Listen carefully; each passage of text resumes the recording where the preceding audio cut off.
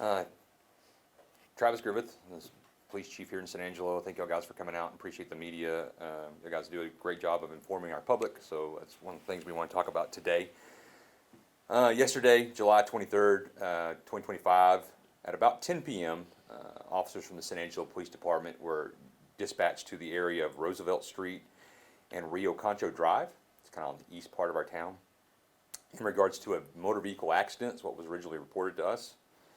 Officers arrived shortly thereafter and did locate a male subject that we're now identifying as Joe Angel Martinez III, as a 19-year-old San Angelo resident inside the vehicle.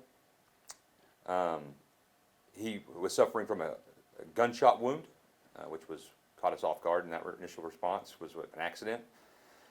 And he was transported to Shannon Medical Center by local EMS and pronounced deceased. We are now working a homicide investigation on this. The investigation is under investigation, so we want to make sure that what we're releasing is pretty straightforward. We're not going to give a whole lot of information. I won't catch that off guard, but why we do that is if we release something to the general public, then when we're doing interviews with possible suspects and witnesses, that it can taint that, so the information will be limited.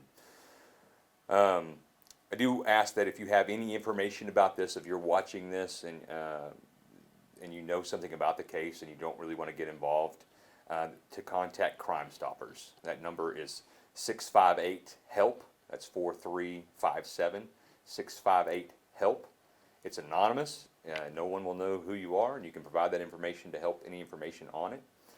I ask that we be praying for the family of Joe Angel Martinez III, and the San Angelo residents have lost a loved one there. We do believe that this is not any random acts of violence, right? I think there's a connection to the suspect, so we know that the trust of the public is that there's no major concerns there. We're working through the leads we have. There's a reason why I'm asking for additional funding, right? As we're coming into this year, we need more officers. We have something that we're watching, and we are. It's another murder that we're investigating.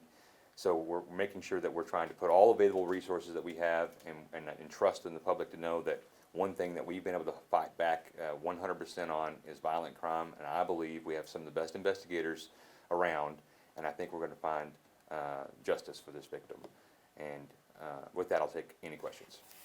Do you know if he was shot inside the car or from outside? Indications are right now that there's no, that's kind of a weird way of answering, but I'll tell you that right now there's no external concerns in regards to like problems outside in that neighborhood. There's a connection. Do we know if if he was shot before or after the crash? Can't get into. Cause of the crash? Yeah, can't get into that. Yeah, just won't be able to answer that question. Can you say what kind of a weapon was used? Was it a handgun? Caliber of the weapon is what's being asked right now. We won't get into that either. That's pretty pertinent to the case investigation. Again, as we're closing out, anybody that's watching this, right? 658-HELP. If you know anything about it, remaining anonymous, you can get that information to investigators. It's important to know that we are going to have our best detectives out there on this case, and we're going to traditionally, our investigators close out cases fast, right? And that's what we're hoping for, to be able to get justice for them, and we can get somebody off the street that shouldn't be out there, and that's what we're hoping and praying for. Appreciate y'all guys. God bless.